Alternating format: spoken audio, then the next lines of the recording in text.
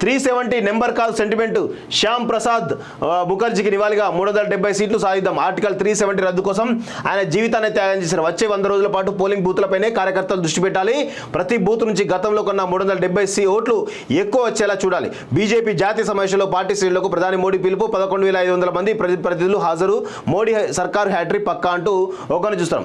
370 number call sentiment అంటూ మీరేమో ఒక లక్ష్యం పెట్టుకొని పనిచేస్తూ ఉన్నారు. ఈ తెలంగాణలో ఉన్నటువంటి బీజేపీ శ్రేణులు మాత్రం 8 నుంచి 10 సీట్లు వచ్చేట అవకాశం ఉంటే లేదు మాకు అవన్నీ సీట్లు వద్దు, మాకు ఒకటో రెండో చాలు, ఎక్కువ వద్దు, మాకు కేసీఆర్తో పొత్తు కావాలి, కేసీఆర్ వేసేట్టు కుక్క బిస్కెట్లకు మాకు కావాలి అని ఈ విధంగా ఆలోచిస్తూ ఉన్నారు. ఎస్, నేను లిటరల్గా చెప్తున్నాను. ఈ కల్వకుంట్ల కాలకేయుడు కేసీఆర్ వేసేటువంటి కుక్క బిస్కెట్లకు కొంతమంది వెంకయ్య నాయుడు శిష్యులు ఎవరైతే ఉన్నారో కొంతమంది వ్యక్తులు ఈరోజు ఆశపడి తెలంగాణలో బీజేపీని సర్వనాశనం చేసేటువంటి పరిస్థితికి తెస్తూ ఉన్నారు.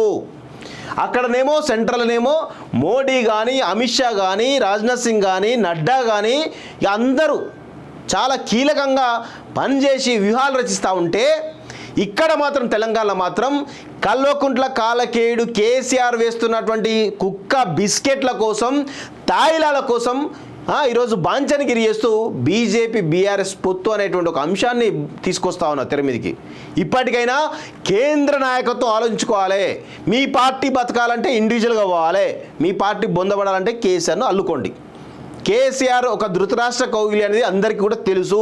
ఇక మీరు ధృతరాష్ట్రుని కౌగిలించుకుంటే ఏమవుతుంది అనేది ఇక చరిత్ర చెప్పింది. మళ్ళీ చరిత్రలో పునరావృతం మళ్ళీ కేసీఆర్ మీ రూపంలో మళ్ళీ వచ్చేటువంటి అవకాశం అయితే కనబడతా ఉంది. ఈ విధంగా బీజేపీ కేంద్ర నాయకత్వం పనిచేస్తూ ఉంటే వీళ్ళు మాత్రం తాయిలాల కోసం పనిచేస్తూ ఉన్నారు. ఏందో మరి వాళ్ళకే తెలియాలి, మనం ఏం చెప్తాం.